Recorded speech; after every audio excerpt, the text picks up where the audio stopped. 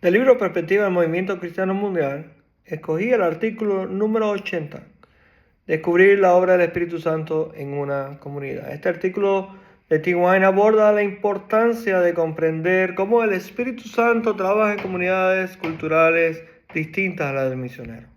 Destaca que los misioneros como Pete a menudo enfrentan desafíos al imponer sus propios valores culturales en comunidades como prioridades morales diferentes. Pete, acostumbrado a actuar como autoridad moral en su entorno original, lucha al no ver señales de arrepentimiento en la comunidad tribal según sus expectativas. El artículo subraya que los misioneros deben aprender a observar, a entender y cooperar con la obra del Espíritu Santo en la comunidad en lugar de imponer su visión personal del pecado.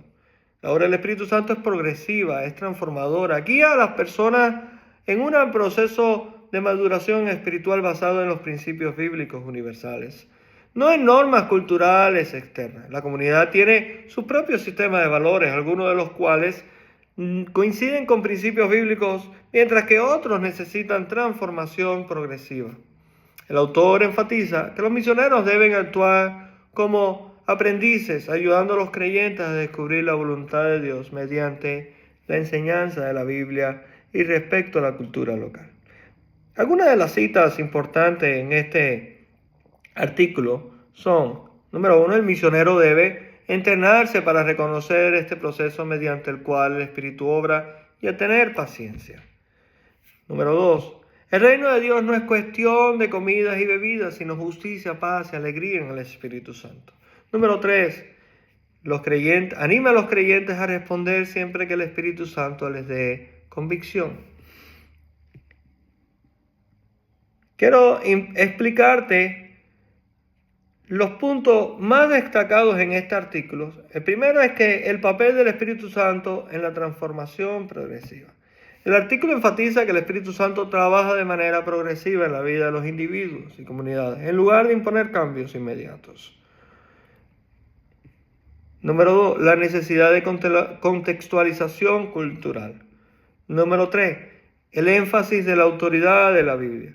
El autor sugiere que los nuevos creyentes deben ser dirigidos por la palabra de Dios para desarrollar su relación con Él, con Dios, en lugar de depender de las reglas del misionero.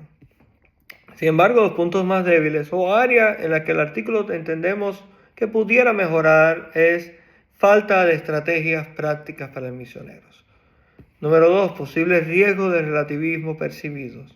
Y número 3, dificultad en equilibrar respeto cultural y corrección bíblica. Si bien se subraya la importancia de respetar la cultura local, no se profundiza en cómo guiar a la comunidad en cuanto a las prácticas culturales que contradicen abiertamente a la enseñanza de la Biblia. Punto débil: existe el riesgo de que los misioneros sean demasiado cautelosos y eviten confrontar pecados evidentes por temor a ofender. La tesis, a forma general, o la tesis del autor es que los misioneros deben aprender a reconocer y cooperar con la obra progresiva del Espíritu Santo en la vida de las personas y comunidades, en lugar de imponer sus propios valores, como te decía, los propios valores que traemos de nuestras propias culturas y nuestras expectativas personales sobre el pecado y la transformación espiritual. El Espíritu Santo tiene un proceso particular para cada comunidad, y el papel del misionero es observar, comprender, guiar a los creyentes hacia la palabra de Dios como su autoridad final. La palabra de Dios es la autoridad final del creyente. El artículo es escrito porque el autor anhela alertar a los misioneros sobre el peligro de imponer su propio marco cultural. Hay un peligro en imponer nuestro propio marco cultural y moral en las comunidades con cosmovisiones diferentes.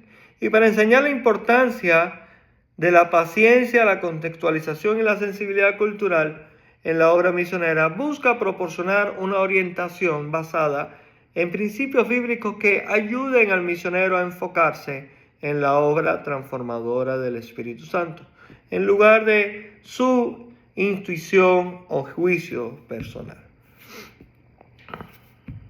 Aleluya.